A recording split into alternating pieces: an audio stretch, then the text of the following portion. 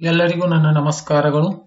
CRP, BRP, ECO ನಿರ್ದಿಷ್ಟಪಡಿಸಿದ ಹುದ್ದೆಗಳಿಗಾಗಿ ವಿಜ್ಞಾನ ಪ್ರಶ್ನೆಗಳು ಮತ್ತು ಅವುಗಳಿಗೆ ಉತ್ತರಗಳು. ಇದು ಪಾರ್ಟ್ 4. ಈಗಾಗಲೇ 3 ವಿಡಿಯೋಗಳನ್ನು ಮಾಡಿದ್ದೇನೆ. ಇದು 4ನೇ ವಿಡಿಯೋ. ಇದು ಪಾರ್ಟ್ 4 ಅನ್ನುವಂಥದ್ದು. ಪ್ರಶ್ನೆಗಳನ್ನು ನೋಡ್ತಾ ಹೋಗೋಣ. ಮೊದಲನೇ ಪ್ರಶ್ನೆಯನ್ನು ನೋಡೋಣ. ನೀವು ಕತ್ತಲೆಯ ಕೋಣೆಯಲ್ಲಿದ್ದೀರಿ ಎಂದು ಭಾವಿಸಿಕೊಳ್ಳಿ. ಕೋಣೆಯಲ್ಲಿರುವ ವಸ್ತುಗಳನ್ನು ನೀವು ಕಾಣುವಿರಿ. ಕೋಣೆಯ ಹೊರಗಿನ ವಸ್ತುಗಳನ್ನು ನೀವು ಕಾಣುವಿರಿ, ವಿವರಿಸಿ ಅಂತ. ನಾವು ಕತ್ತಲ ಕೋಣೆಯಲ್ಲಿದ್ದಾಗ ಕೋಣೆಯಲ್ಲಿನ ವಸ್ತುಗಳನ್ನು ಕಾಣಲು ಸಾಧ್ಯವೇ ಆಗುವುದಿಲ್ಲ. ಆದರೆ ಕೋಣೆಯ ಹೊರಗಿನ ವಸ್ತುಗಳನ್ನು ನಾವು ನೋಡಬಹುದು. ಅಂದ್ರೆ ವಸ್ತುವಿನಿಂದ ಹೊರಟ ಬೆಳಕು ನಮ್ಮ ಕಣ್ಣುಗಳನ್ನು ಪ್ರವೇಶಿಸಿದಾಗ ಮಾತ್ರ ನಾವು ಆ ವಸ್ತುವನ್ನ ಕಾಣುತ್ತೇವೆ. ಬೆಳಕು ಆ ವಸ್ತುವಿನಿಂದ ಉತ್ಸರ್ಜನೆಯಾಗಿರಬಹುದು ಅಥವಾ ಅದರಿಂದ ಪ್ರತಿಫಲನಗೊಂಡಿರಬಹುದು. ಕೋಣೆಯಲ್ಲಿ ಬೆಳಕು ಇಲ್ಲದಿದ್ದಾಗ ವಸ್ತುಗಳು ಬೆಳಕನ್ನು ಪ್ರತಿಫಲಿಸುವುದಿಲ್ಲ. ಆದ್ದರಿಂದ ಕತ್ತಲೆಯ ಕೋಣೆಯಲ್ಲಿ ವಸ್ತುಗಳು ನಮಗೆ ಕಾಣುವುದಿಲ್ಲ. ಕೋಣೆಯ ಹೊರಗೆ ಬೆಳಕು ಇದ್ದರೆ ಹೊರಗಿನ ವಸ್ತುಗಳು ನಾವು ಕಾಣಬಹುದು. ಅಂದ್ರೆ ಯಾವುದೇ ಒಂದು ವಸ್ತುವಿನ ಮೇಲೆ ಬಿದ್ದಿರುವಂತ ಬೆಳಕು ಅದು ಪ್ರತಿಫಲಿಸಿದಾಗ ಮಾತ್ರ, ಅದು ಪ್ರತಿಫಲಿಸಿ ನಮ್ಮ ಕಣ್ಣ ಮೇಲೆ ಬಿದ್ದಾಗ ಮಾತ್ರ ಆ ವಸ್ತುಗಳನ್ನು ನಮಗೆ ಕಾಣಲಿಕ್ಕೆ ಸಾಧ್ಯ.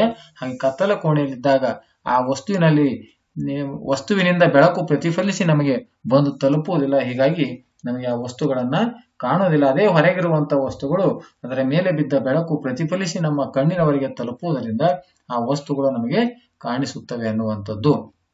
ಇನ್ನ ಪ್ರತಿಫಲನದ ನಿಯಮಗಳು ಅಂತಕ್ಕಂಥದ್ದು. ಪ್ರತಿಫಲನದ 2 ನಿಯಮಗಳನ್ನ ಬರುತ್ತವೆ. ಬೆಳಕಿನ ಪ್ರತಿಫಲನದ ನಿಯಮಗಳು ಅಂತ ಇವೆವು. ಪತನ ಕೋನವು ಪ್ರತಿಫಲನ ಕೋನಕ್ಕೆ ಸಮನಾಗಿರುತ್ತದೆ. ಇದು ಪತನ ಕೋನ, ಇದು ಪತನ ಕೋನ, ಇದು ಪ್ರತಿಫಲಿತ ಕೋನ. ಎರಡು ಏನಾಗಿರುತ್ತವೆ? ಒಂದಕ್ಕೊಂದು ಸಮನಾಗಿರುತ್ತವೆ. ಪತನ ಕೋನವು ಪ್ರತಿಫಲನ ಕೋನಕ್ಕೆ ಸಮನಾಗಿರುತ್ತವೆ. ಇಲ್ಲಿ ಈ ಕಡೆ ಇದು ಒಂದು ಸಮತಲ ಇದೆ. ಈ ಕಡೆ ಹೋಗಿ ಬೀಳ್ತಕ್ಕಂಥ ಇದು ಪತನ ಕಿರಣ ಅಂತ ಕರಿತೀವಿ. ಈ ಬಿದ್ದ ವಸ್ತು ಮತ್ತೆ ಹಿಂತಿರುಗಿ ವಾಪಸ್ ಬರ್ತಾ ಇದೆ. ಇದನ್ನ ಪ್ರತಿಫಲಿತ ಕಿರಣ ಅಂತ ಕರಿತೀವಿ. ಪತನ ಕಿರಣ, ಪ್ರತಿಫಲಿತ ಕಿರಣ, ಇದು ಮತ್ತು ಲಂಬ ಅನ್ನುವಂಥದ್ದು. ಹಾಗಾಗಿ ಪತನ ಕೋನ ಮತ್ತು ಪ್ರತಿಫಲನ ಕೋನಕ್ಕೆ ಸಮನಾಗಿರುತ್ತದೆ. 1ನೇ ಕಂಡೀಷನ್, ಪ್ರತಿಫಲನ ನಿಯಮಗಳೇನಿವೆ ಅಂದ್ರೆ ಪತನ ಕೋನವು ಪ್ರತಿಫಲನ ಕೋನಕ್ಕೆ ಸಮನಾಗಿರುತ್ತದೆ. 2ನೇ ನೋಡಿ, ಪತನ ಕಿರಣ, ಇದು ಯಾರೋ ಮಾರ್ಕನ್ನ ಆ ಕಡೆ ತೋರಿಸಲಾಗಿದೆ. ಪತನ ಕಿರಣ, ಪ್ರತಿಫಲಿತ ಕಿರಣ ಮತ್ತು ಪತನ ಬಿಂದುವಿನಲ್ಲಿ ಪ್ರತಿಫಲಿಸುವ ಮೇಲ್ಮೈಗೆ ಎಳೆದ ಲಂಬಗಳು ಒಂದೇ ಸಮತಲದಲ್ಲಿರುತ್ತವೆ. ಅಂದ್ರೆ ಇದು ಒಂದು ಸಮತಲ ಇದೆ. ಈ ಕಡೆ ಸಮತಲದ ಕಡೆಯಿಂದ ಅಂದ್ರೆ ಇದೇ ಸಮತಲದಲ್ಲಿ ವಾಪಸ್ ಬರ್ತಾ ಇದೆ. ಪತನ ಕಿರಣ, ಪ್ರತಿಫಲಿತ ಕಿರಣ ಮತ್ತು ಆ ಲಂಬ ಎಳೆದಿರ್ತಕ್ಕಂಥ ಪತನ ಕಿರಣ ಮತ್ತು ಪ್ರತಿಫಲನ ಕಿರಣಗಳು ಎಳೆದಿರ್ತಕ್ಕಂಥ ಲಂಬ, ಅದು ಮೇಲ್ಮೈ ಲಂಬ ಏನಾಗಿರುತ್ತೆ ಒಂದೇ ಸಮತಲದಲ್ಲಿರುತ್ತವೆ ಅನ್ನುವಂಥ. ಹಾಗಾಗಿ 2ನೇ ನಿಯಮ, ಪತನ ಕಿರಣ, ಪ್ರತಿಫಲಿತ ಕಿರಣ ಮತ್ತು ಪತನ ಬಿಂದುವಿನಲ್ಲಿ ಪ್ರತಿಫಲಿಸುವ ಮೇಲ್ಮೈಗೆ ಎಳೆದ ಲಂಬಗಳು ಒಂದೇ ಸಮತಲದಲ್ಲಿರುತ್ತವೆ ಅಂತ. ಈ ರೀತಿಯಾಗಿ ಒಟ್ಟು ಈ ಒಂದು ಬೆಳಕಿನ ಪ್ರತಿಫಲನದ ನಿಯಮಗಳು 2 ನಿಯಮಗಳಿವೆ ಅನ್ನುವಂಥದ್ದು. ಇನ್ನು 3ನೇ ಪ್ರಶ್ನೆ, ಪತನ ಕಿರಣ, ಪ್ರತಿಫಲಿತ ಕಿರಣ ಮತ್ತು ಪತನ ಬಿಂದುವಿನಲ್ಲಿ ಎಳೆದ ಲಂಬಗಳು ಒಂದೇ ಸಮತಲದಲ್ಲಿ ಇರುತ್ತವೆ ಎಂದು ತೋರಿಸುವ ಒಂದು ಚಟುವಟಿಕೆಯನ್ನು ವಿವರಿಸಿ ಅಂತ ಕೊಟ್ಟಿದ್ದಾರೆ. ಮೇಜಿನ ಮೇಲೆ ಒಂದು ಸಮತಲ ದರ್ಪಣವನ್ನು ಇಡಿ. ಒಂದು ಮೇಜಿನ ಮೇಲೆ ಸಮತಲ ದರ್ಪಣವನ್ನು ಇಟ್ಟು ಒಂದು ಹಾಳೆಯನ್ನು ತೆಗೆದುಕೊಂಡು ಅದರ ಮಧ್ಯಭಾಗದಲ್ಲಿ ಒಂದು ಚಿಕ್ಕ ರಂಧ್ರವನ್ನು ಮಾಡಿ, ಹಾಳೆಯ ಮಧ್ಯಭಾಗದಲ್ಲಿ ಒಂದು ಚಿಕ್ಕ ರಂಧ್ರವನ್ನು ಮಾಡಿ ಕೋಣೆಯಲ್ಲಿನ ಬೆಳಕು ಪ್ರಕಾಶಮಾನವಾಗಿಲ್ಲ ಎಂಬುದನ್ನು ಖಾತ್ರಿಪಡಿಸಿಕೊಳ್ಳಿ.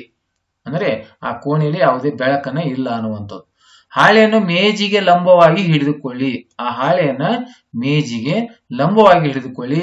ಮತ್ತೊಂದು ಹಾಳೆಯನ್ನು ಮೇಜಿನ ಮೇಲೆ ಲಂಬವಾಗಿ ನಿಲ್ಲಿಸಿದ ದರ್ಪಣವನ್ನು ತಾಕುವಂತೆ ಇಟ್ಟು ಅದರ ಮೇಲ್ಮೈ ದರ್ಪಣಕ್ಕೆ ಲಂಬವಾಗಿರುವಂತೆ ಒಂದು ಲಂಬ ರೇಖೆಯನ್ನ ಎಳೆಯಿರಿ.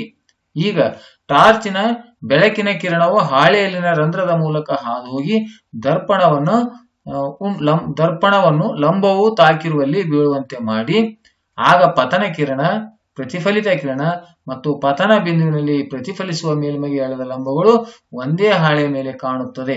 ಇದು ಪತನ ಕಿರಣ, ಪ್ರತಿಫಲಿತ ಕಿರಣ ಮತ್ತು ಪತನ ಬಿಂದುವಿನಲ್ಲಿ ಎಳೆದ ಲಂಬಗಳು ಒಂದೇ ಸಮತಲದಲ್ಲಿ ಇರುತ್ತವೆ ಎಂದು ತೋರಿಸುವಂತಹ ಒಂದು ಚಟುವಟಿಕೆ ಅಂತ. ಈ ರೀತಿಯಾಗಿ ಇದಕ್ಕೆ ಉತ್ತರವನ್ನ ಬರೆಯುವಂತದ್ದು. ಇನ್ನು ಮುಂದಿನ ಪ್ರಶ್ನೆ, ಈಗ ಮಣ್ಣಿನ ಸವಕಳಿಗೆ ಕಾರಣಗಳು ಏನು? ಮಣ್ಣು ಸವಕಳಿ ಆಗಲಿಕ್ಕೆ ಇರುವಂತಹ ಕಾರಣಗಳೇನು? ಹರಿಯುವ ನೀರು, ಗಾಳಿ, ಸಮುದ್ರದಲ್ಲಿ ಮುಂತಾದಗಳು ಭೂ ಸವೆತದ ಮುಖ್ಯ ಕರ್ತೃಗಳಾಗಿವೆ. ಇದಕ್ಕೆ ಮುಖ್ಯ ಕಾರಣಗಳೆಂದರೆ ಅರಣ್ಯ ನಾಶ ಆಗುತ್ತಿರುವುದು. ಅರಣ್ಯ ನಾಶ ಆಗುವುದರಿಂದ ಮಳೆ ಬಿದ್ದಾಗ ನೀರು ಹೆಚ್ಚು ಹರಿದುಕೊಂಡು ಹೋಗಿ ಅಲ್ಲಿ ಮಣ್ಣಿನ ಸವಕಳಿಯನ್ನ ಉಂಟಾಗುತ್ತದೆ. ಇನ್ನು ಸಾಕು ಪ್ರಾಣಿಗಳನ್ನ ಮೇಯಿಸುವುದು. ಅರಣ್ಯಗಳಲ್ಲಿ ಸಾಕು ಪ್ರಾಣಿಗಳನ್ನ ಅಥವಾ ತಮ್ಮ ತಮ್ಮ ಒಂದು ಗದ್ದೆಯಲ್ಲಿ ಸಾಕು ಪ್ರಾಣಿಗಳನ್ನು ಅತಿಯಾಗಿ ಮೇಯಿಸುವುದರಿಂದ ಅಲ್ಲಿರುವಂತ ಒಂದು ಹುಲ್ಲು ಕಡಿಮೆಯಾಗಿ ಬಿದ್ದ ಮಳೆಯಿಂದ ಆ ಒಂದು ಮಣ್ಣು ಏನಾಗಿರುತ್ತದೆ, ಸವೆದು ಹೋಗುತ್ತದೆ. ಅಂದ್ರೆ ಸವಕಳಿಯನ್ನಾಗಿ ಆ ನೀರಿನ ಜೊತೆಗೆ ಹರಿದು ಹೋಗೋದರ ಮೂಲಕ ಅಲ್ಲಿ ಮಣ್ಣಿನ ಸವಕಳಿಯನ್ನ ಆಗುತ್ತೆ ಅಂತ ಹೇಳ್ಬೋದು. ಅದೇ ರೀತಿ ಅವೈಜ್ಞಾನಿಕ ಬೇಸಾಯ. ಮುಖ್ಯವಾದಂತಹ ಕಾರಣಗಳು ಅರಣ್ಯ ನಾಶ, ಸಾಕು ಪ್ರಾಣಿಗಳನ್ನು ಮೇಯಿಸುವುದು ಮತ್ತು ಅವೈಜ್ಞಾನಿಕ ಬೇಸಾಯ. ಇವು ಮಣ್ಣಿನ ಸವಕಳಿಗೆ ಮುಖ್ಯವಾದಂತ ಒಂದು ಕಾರಣಗಳು ಅಂತ ಹೇಳ್ಬೋದು. ಅಂದ್ರೆ ಆ ಮಣ್ಣಿನ ಸವಕಳಿಯನ್ನ ತಡೆಗಟ್ಟಲು ನಾವು ತೆಗೆದುಕೊಳ್ಳಬೇಕಾಗಿರ್ತಕ್ಕಂಥ ಕ್ರಮಗಳು ಯಾವುವು, ಮಣ್ಣಿನ ಸವಕಳಿ ಆಗದಂತೆ ನಾವು ಏನೇನು ಕ್ರಮಗಳನ್ನ ಕೈಗೊಳ್ಳಬಹುದು ಅಂತ.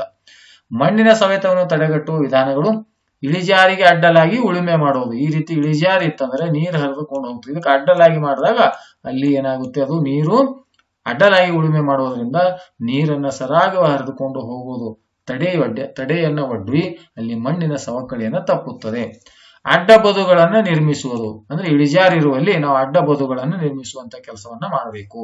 ಹಂತ ಹಂತವಾಗಿ ವ್ಯವಸಾಯ ಕ್ಷೇತ್ರಗಳ ನಿರ್ಮಾಣವನ್ನ ಮಾಡಬೇಕು. ಅದೇ ರೀತಿ 4ನೇದು ಅರಣ್ಯ ಪ್ರೋತ್ಸಾಹಿಸುವ ಮತ್ತು ಅರಣ್ಯಗಳ ಬೆಳವಣಿಗೆಯನ್ನ ಮಾಡುವುದು. ಅತಿ ಹೆಚ್ಚೆಚ್ಚು ಅರಣ್ಯವನ್ನ ಬೆಳೆಸುವಂತ ಕೆಲಸವನ್ನ ಮಾಡಿದಾಗ ನಾವು ಮಣ್ಣಿನ ಸವಕಳಿಯನ್ನು ತಡೆಗಟ್ಟಲಿಕ್ಕೆ ಸಾಧ್ಯ ಅನ್ನುವಂಥದ್ದು. ಇನ್ನು ಪ್ರಾಣಿಗಳು ಮೇಯಿಸುವುದನ್ನು ನಿಯಂತ್ರಿಸುವುದು. ಅದೇ ರೀತಿ ನೀರಿನ ಯೋಚಿತ ಬಳಕೆ, ನೀರಿನ ಮಿತವಾದಂತ ಬಳಕೆಯನ್ನ ಮಾಡುವಂಥದ್ದು. ಚೆಕ್ ಡ್ಯಾಂಗಳ ನಿರ್ಮಾಣ. ಈ ಚೆಕ್ ಡ್ಯಾಂಗಳನ್ನು ನಿರ್ಮಾಣ ಮಾಡುವುದರಿಂದ ಜೋರಾಗಿ ಮಳೆ ಬಿದ್ದಾಗ ಆ ಚೆಕ್ ಡ್ಯಾಂಗಳಲ್ಲಿ ನೀರು ಸಂಗ್ರಹ ಆಗಿ ಮತ್ತೆ ಅದು ಸ್ಲೋ ಆಗಿ ಮುಂದೆ ಹರಿದುಕೊಂಡು ಹೋಗೋದ್ರಿಂದ ಆ ಚೆಕ್ ಡ್ಯಾಂಗಳನ್ನು ನಿರ್ಮಿಸುವುದರಿಂದ ಕೂಡ ಮಣ್ಣನ್ನು ಹರಿದು ಬಂದು ಅಲ್ಲೇ ಸ್ಟಾಕ್ ಆಗುತ್ತೆ. ಅಂದ್ರೆ ಆ ಮಣ್ಣಿನ ಸವಕಳಿಯನ್ನ ತಪ್ಪುತ್ತೆ. ಈ ಎಲ್ಲ ಕ್ರಮಗಳನ್ನು ನಾವು ಮಾಡಿದ್ದೇ ಆದ್ರೆ, ಈ ಎಲ್ಲ ಕ್ರಮಗಳನ್ನು ನಾವು ತೆಗೆದುಕೊಂಡಿದ್ದೇ ಆದ್ರೆ ಮಣ್ಣಿನ ಸವಕಳಿಯನ್ನ ತಡೆಗಟ್ಟಲಿಕ್ಕೆ ಸಾಧ್ಯ ಅನ್ನುವಂಥದ್ದು. ಇನ್ನು 6ನೇ ಪ್ರಶ್ನೆ, ಮೋಡಗಳು ಹೇಗೆ ಉಂಟಾಗುತ್ತವೆ ಮತ್ತು ಹೇಗೆ ಮಳೆ ತರುತ್ತವೆ ಅನ್ನುವಂಥದ್ದು. ಉತ್ತರ: ಹಗಲಿನಲ್ಲಿ ನೀರಿನ ಮೂಲಗಳು ಬಿಸಿಯಾದಾಗ ಸಾಕಷ್ಟು ಪ್ರಮಾಣದ ನೀರು ಆವಿಯಾಗಿ ಗಾಳಿಯನ್ನ ಸೇರುತ್ತದೆ. ನೀರು ಬಿಸಿಯಾದಾಗ ಅದು ಆವಿಯಾಗಿ ಗಾಳಿಯನ್ನ ಸೇರುತ್ತದೆ. ಇದು ನೀರಾವಿಯೊಂದಿಗೆ ಮೇಲಿರುತ್ತದೆ. ಗಾಳಿಯ ಮೇಲಕ್ಕೆ ಹೋದಂತೆಲ್ಲ ಹಿಗ್ಗುತ್ತದೆ ಮತ್ತು ತಂಪಾಗುತ್ತದೆ. ಇದರಿಂದ ಗಾಳಿಯಲ್ಲಿನ ನೀರಾವಿಯು ತಂಪಾಗಿ ಚಿಕ್ಕ ಹನಿಗಳಾಗಿ ಪರಿವರ್ತನೆಯಾಗುತ್ತದೆ. ಮೋಡಗಳು ಹೇಗೆ ಉಂಟಾಗುತ್ತವೆ ಅನ್ನುವಂಥದ್ದು ಮತ್ತು ಹೇಗೆ ಮಳೆಯನ್ನ ತರುತ್ತದೆ ಅನ್ನುವಂಥ ಪ್ರಶ್ನೆಗೆ ಉತ್ತರ: ಗಾಳಿಯಲ್ಲಿರುವ ಧೂಳು ಅಥವಾ ಇತರೆ ಸಣ್ಣ ಕಣಗಳು ನ್ಯೂಕ್ಲಿಯಸ್ನಂತೆ ವರ್ತಿಸಿದಾಗ ಅದರ ಸುತ್ತಲೂ ನೀರಿನ ಹನಿಗಳು ಘನೀಭವಿಸುತ್ತವೆ. ಒಮ್ಮೆ ನೀರಿನ ಹನಿಗಳು ಉಂಟಾದ ನಂತರ ಅವು ಒಂದಕ್ಕೊಂದು ಸೇರಿ ಘನೀಭವಿಸುತ್ತಾ ದೊಡ್ಡದಾಗುತ್ತವೆ. ಈ ರೀತಿ ಅವು ಸಾಕಷ್ಟು ದೊಡ್ಡದಾದಾಗ ಮತ್ತು ಭಾರವಾದಾಗ ಅವು ಮಳೆಯಾಗಿ ಸುರಿಯುತ್ತವೆ. ಕೆಲವೊಮ್ಮೆ ಉಷ್ಣತೆಯು ಕಡಿಮೆ ಇದ್ದಾಗ ಹಿಮ, ಮಂಜು ಅಥವಾ ಆಲಿಕಲ್ಲಿನ ರೂಪದಲ್ಲಿ ಹನಿಯಾಗುತ್ತದೆ ಎನ್ನುವಂಥದ್ದು.